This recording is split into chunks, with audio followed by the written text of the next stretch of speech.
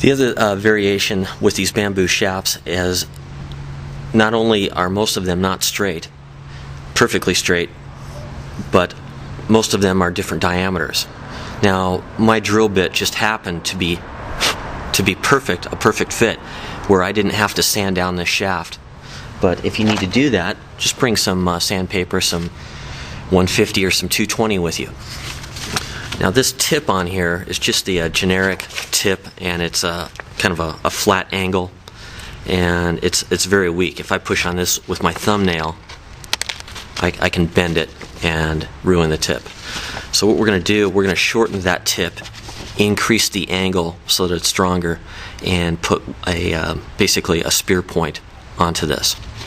The way that we'll do that is just drag it this direction, lifting the back off as you increase, and I'm turning it in my hand like this as well.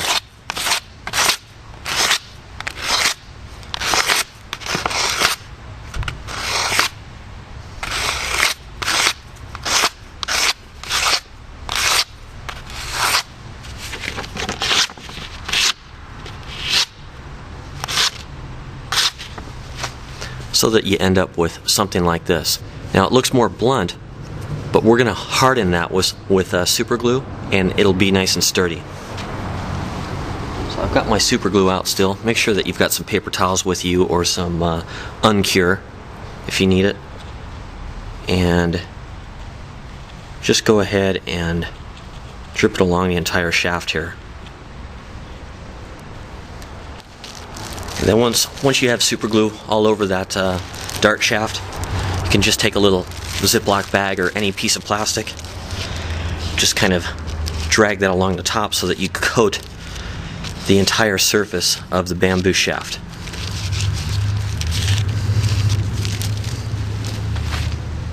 And at this point you can set it aside to let it dry. Now later on, when this dries, what I typically do is take some Gorilla Glue and insert the nozzle way down into the shaft there, and just secure that with a little bit of Gorilla Glue. Now the other type of dart that I wanted to show you is actually made from a steel bicycle spoke. So you can see that threaded end up here, and the hook end, at least on this type of spoke, goes down into the hub. So out of a piece like this, now I think I'll show you a finished one here first. You can see that this is shorter overall than the bamboo dart that we created earlier by quite a bit. Now the reason why is weight. If you have a shaft that's much longer than that, it's going to bend easy, but the weight also becomes unacceptable. The velocity decreases too much. These bamboo darts are very fast. These are a bit slower, and are slower further if you have this too long. Okay, I just looked over my shoulder and saw that my water was at a good steam there, so I'm going to break out my little food kit that you probably saw in the EDC backpack series, and grab my stuff out of there.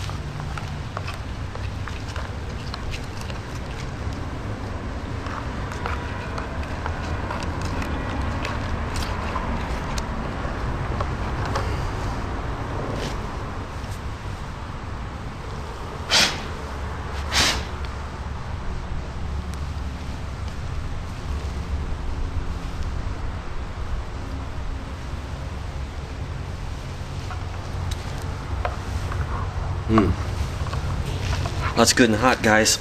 Our little Meritac 3-wick candle there did great. Looked like it was boiling there for a while, so. Ooh, and it's plenty hot. Okay, let's get back to our dart here, made from the spoke, and we're going to pretty much do the same process, but I'll run you through it again. Obviously, we're not going to use the same diameter drill bit, because you can see there's a big difference in the diameter of the shaft itself. So I've got another size here that is working for the spokes. Now the nice thing about the spokes is they are a consistent diameter, and they're typically much straighter than the bamboo shaft.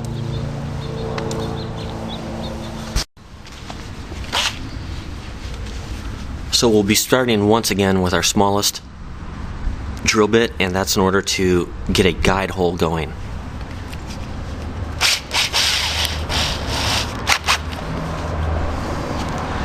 Once again, we're going to be going up through the back of the wire nut.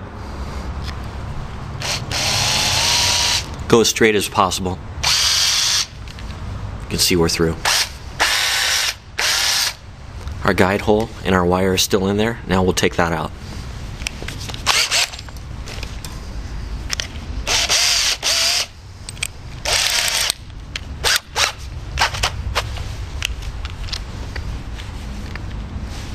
Once again, we've got our extractor bit.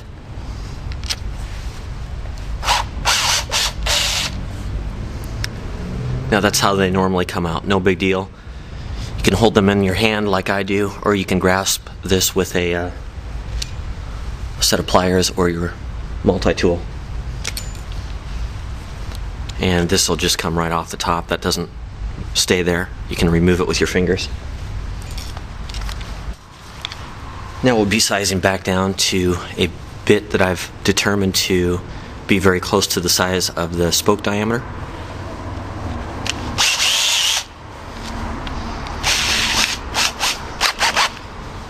And we're just going to drill right through the back, through our guide hole.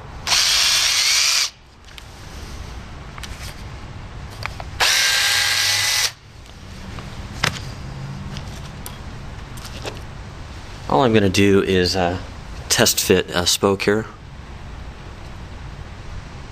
and that's pretty good.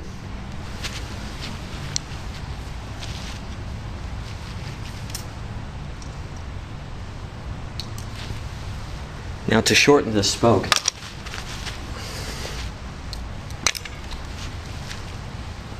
I'm going to use a pre-measured blank that I have here, and this happens to be a Park tool. This is for bicycle repair and cable cutting, and they have a very shallow pivot point and a lot of leverage on them, so they work great for this. So I'm just going to measure it up against my other one.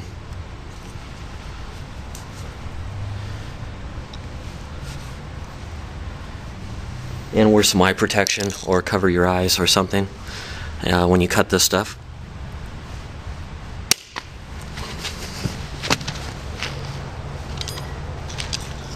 Now typically, I like to use the threaded end. The threaded end provides a more secure fit inside of your wire nut because it grabs it a little bit better. Not that you have to thread this thing in there, but if it's against the smooth shaft, it may push in and out of your cap after the super glue breaks. I'm just going to put a little dab of super glue here in the threads.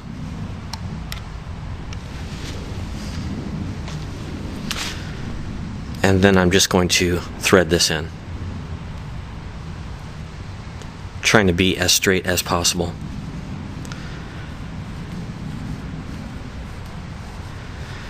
Now again, the front of this cap wall isn't that thick. It's only about an eighth of an inch thick.